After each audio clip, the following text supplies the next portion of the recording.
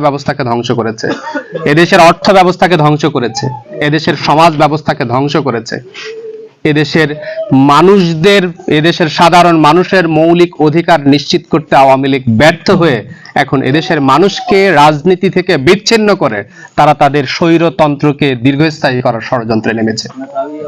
প্রিয় উপস্থিতি, এই ষড়যন্ত্রের মোকাবেলায় আমাদের যতটুকু করণীয় আছে আমরা তা করার ক্ষেত্রে দুর্বলতা প্রদর্শন করব না ইনশাআল্লাহ।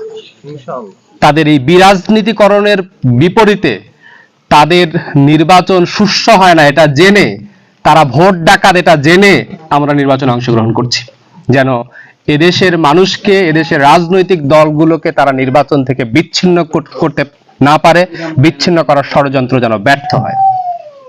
আমরা জানি আমাদের এই সংগ্রাম সহজ হবে না, আমাদের এই লড়াই সহজ হবে না।